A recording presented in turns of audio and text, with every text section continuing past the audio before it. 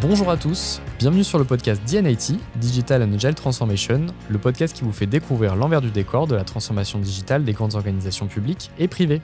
Bienvenue Julie, ravi de te recevoir pour ce nouvel épisode dédié au rôle du Release Train Engineer, donc qu'on appelle aussi RTE. Avant de commencer, est-ce que tu pourrais te présenter en quelques mots et nous préciser ton parcours chez EY ? Bonjour à tous, donc moi je m'appelle Julie Leno, je suis à EY depuis 5 ans. Je suis senior consultante dans l'équipe Digital and Agile Transformation.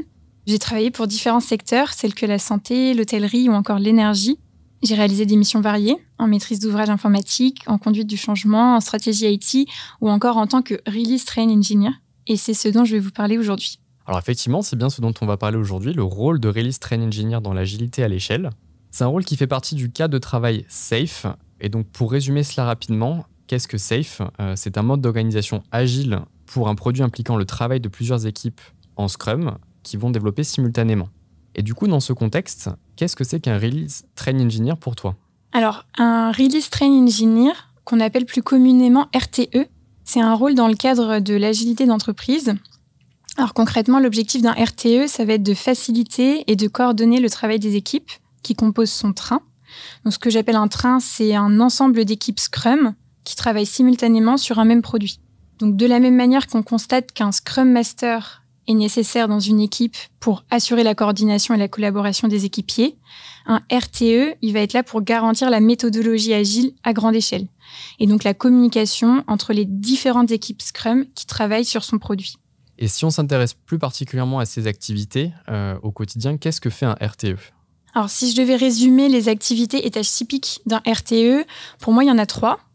La première, c'est la facilitation des événements SAFe. Donc, le RTE, il est là pour animer les réunions du train, telles que le PI Planning, les systèmes démo, les Art Sync et l'Inspect and Adapt. Sa deuxième activité, c'est s'assurer de l'identification des risques et de la coordination des dépendances entre les sujets des équipes.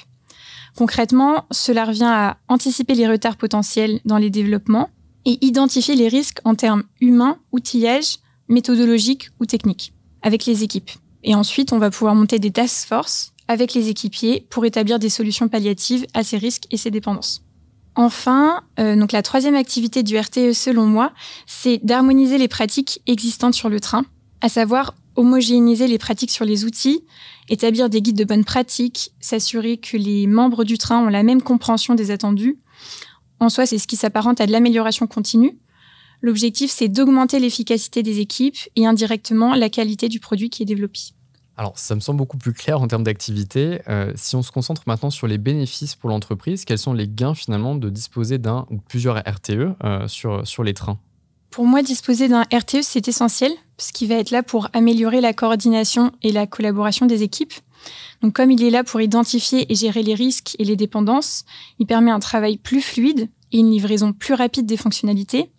En limitant les obstacles, le RTE réduit les retards. On a donc des versions de livraison plus prévisibles et une satisfaction client plus importante.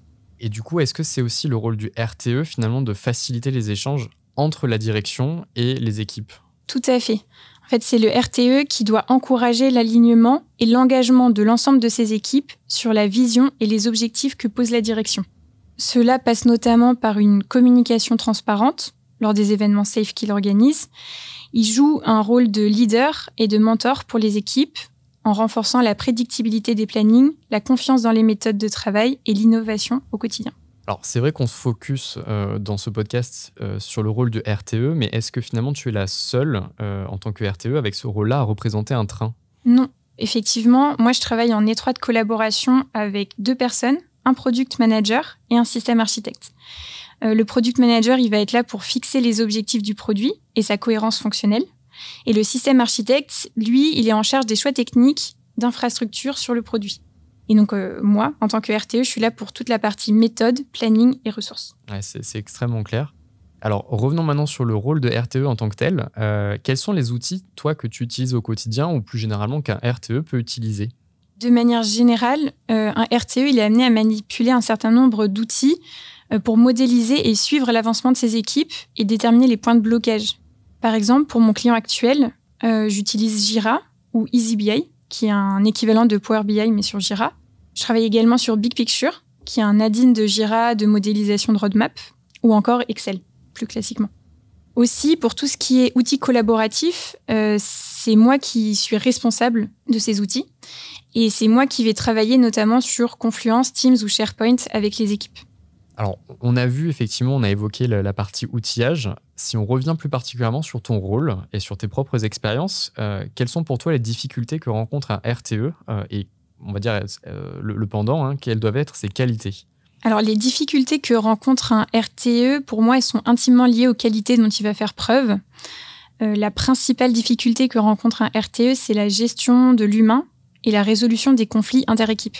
En fait, on a toujours des différences d'opinion, des divergences de priorités ou un manque de communication qui vont conduire à des conflits entre les équipes. Et un RTE, il doit être capable de résoudre ces conflits de manière calme, pédagogique et efficace.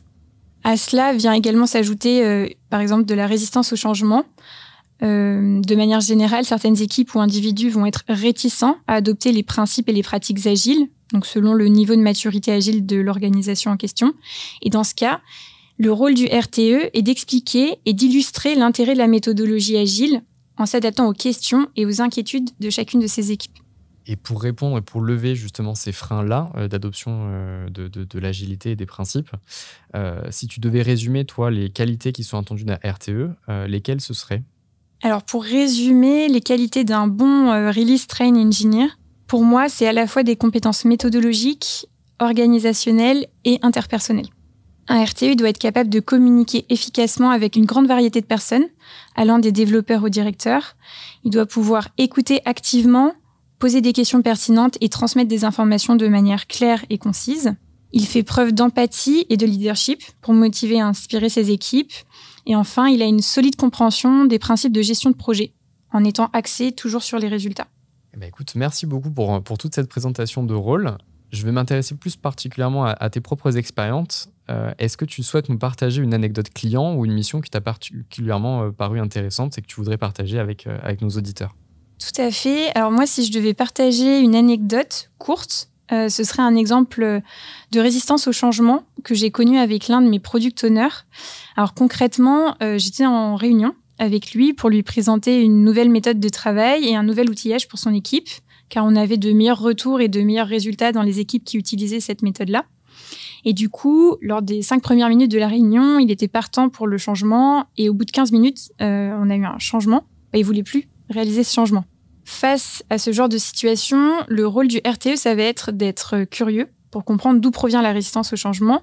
Est-ce qu'elle est uniquement individuelle au niveau du PO? Ou alors, est-ce que le PO porte la voix de toute son équipe? Et dans ce cas-là, potentiellement, il faudrait refaire un point avec toute l'équipe et pas uniquement le PO, qui est normalement mon point d'entrée en tant que RTE pour travailler avec les équipes. Ensuite, c'est voir comment on pourrait faire avancer l'équipe dans la nouvelle dynamique, même si cela nécessite d'adapter le modèle et de procéder par étapes, etc. etc. Oui, donc effectivement, par itération pour essayer de lever les freins au maximum. Un grand merci, Julie. Est-ce que tu aurais des ressources pour terminer ce podcast à nous proposer pour en savoir plus sur le rôle de RTE? Si vous êtes intéressé par de la documentation sur le rôle de RTE, je vous conseille le site scaleagile.com. C'est le site officiel de référence sur la méthodologie SAFe. Personnellement, il m'est utile au quotidien lorsque j'ai un doute ou que j'ai besoin de repréciser à mes équipes des détails sur la méthodologie SAFe. Vous pouvez également écouter le précédent épisode de ce podcast dédié à SAFe sur l'agilité à l'échelle. Il est complémentaire à mon sujet. Oui, tout à fait. Donc, on vous encourage vivement à aller écouter le podcast de Johan sur SAFe et l'agilité à l'échelle. Un dernier mot pour conclure cet épisode? Moi, je tiens à remercier toutes les personnes qui ont écouté ce podcast. Merci pour votre écoute et surtout, n'hésitez pas à me contacter si vous avez des questions supplémentaires et au plaisir de vous rencontrer. Merci encore Julie et merci à vous d'avoir écouté cet épisode. Vous pouvez retrouver tous nos podcasts DNAT Digital and Agile Transformation sur vos plateformes d'écoute habituelles. À très bientôt.